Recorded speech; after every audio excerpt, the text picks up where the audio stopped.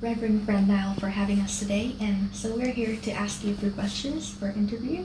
Good, it's my pleasure. You're always very welcome to Parliament House. You're welcome. So the first question is, where did you grow up? Where did I grow up? And what was it like growing up? Well, my father was a taxi cab driver in King's Cross, so that's my first home. But we moved then to Bondi, and then we moved to a new area called Rewsbury in the western suburbs, which was a new housing area. But my parents bought their own house, but many of the houses in the area were what you call a housing commission, houses built by the government to provide accommodation. What is your favorite color? My favourite colour? Yeah. According to my wife, it's blue. I have blue eyes, and I have a lot of blue clothing. And What's your favourite Bible quote? it's a verse in 1 Corinthians where it says, "Thanks be to God who gives us the victory through our Lord Jesus Christ. Therefore, be ye steadfast, always abounding in the work of the Lord. For what you do for the Lord is never in vain." And that always encourages me, because sometimes you get disappointed, you think you don't achieve the aim that you're after. But God is saying, look, whatever you do for me, it's never in vain. You may not always see the result, but some good will come from it. What motivates you to get up every morning and do what you do? Is that again? What motivates you to get up? What every motivates morning? me? Well, I enjoy doing what I do. I've been in Parliament now for 36 years. So every day I wake up, and after a prayer I plan to come to Parliament House, and I go to Parliament House, so I spend more time here than I do at home. But I feel I have a challenge. There's many things to do and to achieve, so this is the place to do it. What has been the most inspirational moment in your time leading the Christian Democratic Party? In the Christian Democratic Party, I was just thinking in my own life was when I became a Christian. Because as I said earlier, my father was a taxi cab driver, and my parents weren't practicing Christians, so that my mother often said she believed in God, but neither of my parents attended church. And so the most exciting moment for me as a young man, this was a youth service, and I felt God saying, yes, Fred, this is where you should respond. So I did respond. So that was the most exciting moment in my life, which led to everything else. If I hadn't made that decision, I don't know what I would be doing. Many young people feel as if they don't know much about politics, and that they're unsure about which political party to vote for. Yes. They're overwhelmed with options, and the majority have never heard of the Christian Democratic Party. Those who have heard of it think of it as a niche party with a focus on a small range of subjects like abortion or same-sex marriage. In your opinion, what makes the Christian Democratic Party different from other parties, and why should youth vote for it? Well, our party, contrary to what you just said in your question, is involved with every issue that affects people's lives, every issue. But obviously there are some issues where we lead the battle, such as supporting traditional marriage, supporting the sacredness of life, the sanctity of life and so on, which makes us pro-life. So they are pivotal issues, because nobody else, no other political party is concerned about those issues. So we have to fill that gap. If we didn't do that, then there'd be silence in the political area.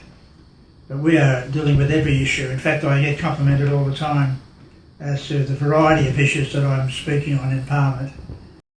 What are some of the ways that you handle the pressures and stress of public life? The questions and the stress. The pressures and the stress Pressures of public life. Public life. Well, God helps me to handle it. I don't see it as a great drama. It is when you first start, but once you're sort of get the rhythm of it, you can cope with it, and I suppose you could say I thrive on it now. I look forward to it. Young people have seen what a Labour government looks like and what a Liberal or national government looks like. What do you believe a Christian Democratic Party government will look like? When you mentioned the Labor governments and Liberal governments, what came to my mind was a number of politicians from those parties that have been charged with corruption. A Christian party would stand up for Christian values. not just in its policies, but it's in its party members would have to live up to those high standards. So we would be opposed to corruption, but certainly opposed to corruption within political parties. And so we would see our party as setting the standard for our society, not just talking about good policies or good issues, but demonstrating those by our party, by the way our party operates. What message would you like to send to young people who are persecuted for expressing their faith in politics?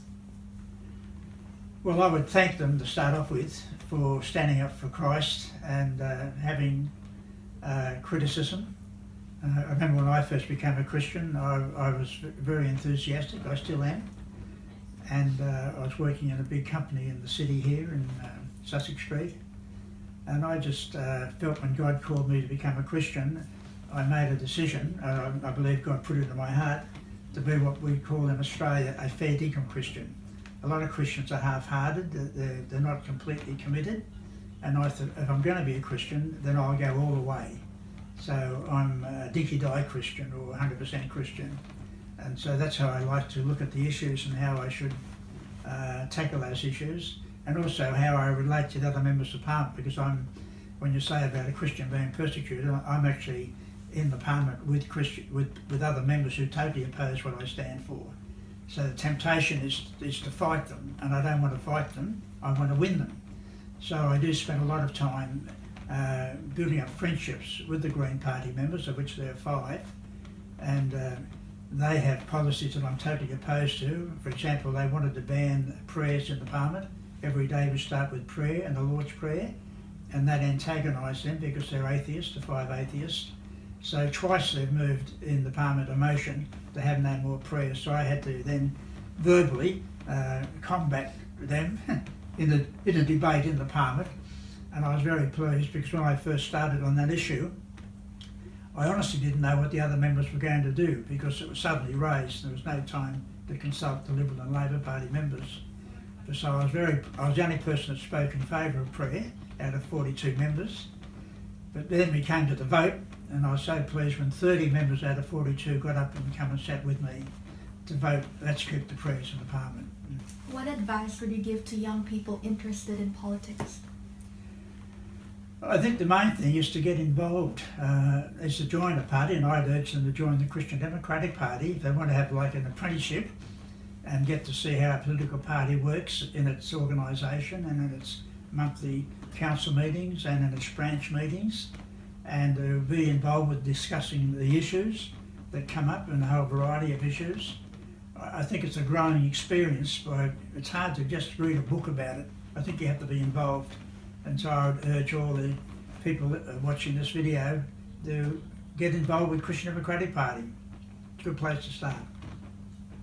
Thank you very much for your time. Thank you. Thank you.